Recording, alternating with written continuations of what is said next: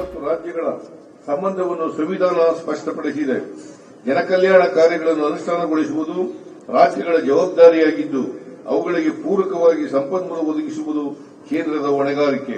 ಇತ್ತೀಚಿನ ವರ್ಷಗಳಲ್ಲಿ ಕೇಂದ್ರ ಸರ್ಕಾರ ಈ ಆಶಯದಿಂದ ದೂರ ಸರಿಯುತ್ತಿರುವ ಹಿನ್ನೆಲೆಯಲ್ಲಿ ರಾಜ್ಯಗಳಿಗೆ ಅನುದಾನ ಹಂಚಿಕೆಯಲ್ಲಿ ತಾರತಮ್ಯವಾಗುತ್ತಿದೆ. ಸಂವಿಧಾನದ ಆಶಯಗಳನ್ನು ನಿರ್ಲಕ್ಷಿಸಿ ರಾಜ್ಯಗಳಿಗೆ ದೊರೆಯಬೇಕಾದ ಹಣಕಾಸಿನ ಪಾಲನ್ನು ನೀಡಲು ಮೀನಾಮೇಷ ಎಣಿಸಲಾಗುತ್ತಿದೆ. ಕೇಂದ್ರದಿಂದ ನ್ಯಾಯಯುತವಾಗಿ ಬರಬೇಕಾದ ಪರಿಹಾರದ ಮೊತ್ತ ಪಡೆಯಲು ನ್ಯಾಯಾಲಯದ ಮೊರೆ ಹೋಗುವ ಅನಿವಾರ್ಯತೆ ಎದುರಾಗಿರುವುದು ಜನಹಿತಕ್ಕೆ ಒಳ್ಳೆಯದಲ್ಲ.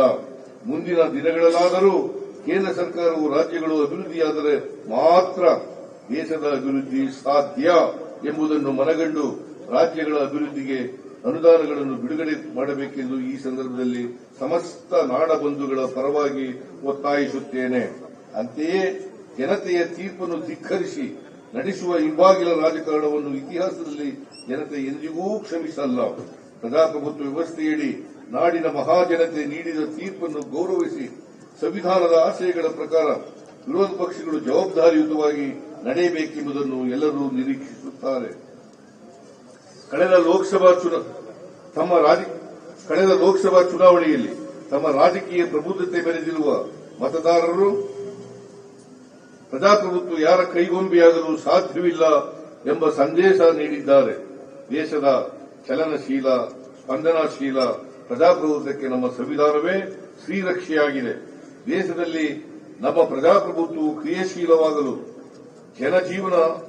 ಜನಜೀವನದ ಸಹಜ ಮತ್ತು ಅವಿಭಾಜ್ಯ ಭಾಗವಾಗಿರಲು ಎದುರಾಗಬಹುದಾದ ಅಡ್ಡಿ ಆತಂಕಗಳ ಕುರಿತು ಬಾಬಾ ಸಾಹೇಬ್ ಅಂಬೇಡ್ಕರ್ ಅವರು ಅಂದೇ ಮುನ್ನೆಚ್ಚರಿಕೆ ನೀಡಿದ್ದರು. ಮೊದಲನೇದಾಗಿ ಜಾತಿ ಮತದ ಆಧಾರದ ಮೇಲೆ ವಿಭಜನೆಯ ರಾಜಕಾರಣ ಮಾಡುವ ವಿಚ್ಛಿದ್ರಕಾರಿ ಶಕ್ತಿಗಳನ್ನು ಅಧಿಕಾರದಿಂದ ದೂರ ಇಡಬೇಕು. மாநிலங்களுக்கு நிதி ஒதுக்குவதில் ஒன்றிய அரசு பாரபட்சம் காட்டுவதாக கர்நாடக முதலமைச்சர் சித்தராமையா குற்றச்சாட்டை முன்வைத்திருக்கிறார். கூடுதல் விவரங்களை வழங்குவதற்காக தற்போது செய்தியாளர் செந்தில்நாதன் இணைகிறார். செந்தில்நாதன், விவரங்கள். அதாவது மாநில அரசுக்கு ஒன்றிய அரசு நிதி ஒதுக்கிடுவதில் கடுமையான பாரபட்சம் காண்பதாக, அதுவும் குறிப்பாக காங்கிரஸ் ஆளும் மாநிலத்தில் இவ்வாறு நடப்பதாகவும் கர்நாடக முதல்வர் சித்தராமையா இன்று குற்றச்சாட்டை முன்வைத்திருக்கிறார். பெங்களூரு நகரில் சுதந்திர தினத்தை முன்னிட்டு தேசிய கொடியை ஏற்றி வைத்து கர்நாடக மக்களுக்கு அவர் உரையாற்றிய போது இந்த குற்றச்சாட்டை முன்வைத்திருக்கிறார். கர்நாடக மாநிலத்தை பொறுத்தவரைக்கும் தேர்தலில் காங்கிரஸ் அரசு வெற்றி பெற்று அதிகாரத்தை பிடித்திருக்கிறது. இங்கு மக்கள் நலன் சார்ந்த பல திட்டங்களை அவர்கள் மாநில அரசு வழங்கி வருகிறது. ஆனால் இந்த திட்டங்களுக்கு ஒதுக்க வேண்டிய நிதியை மத்திய அரசு சரியான முறையில் ஒதுக்கவில்லை என்றும், குறிப்பாக எதிர்க்கட்சிகள் ஆளும் மாநிலங்கள்ல இந்த நிதி ஒதுக்கீடுவதில் மத்திய அரசு பாரபட்சம் காப்பதாகவும் அவர் குற்றம் சாட்டியிருக்கிறார்.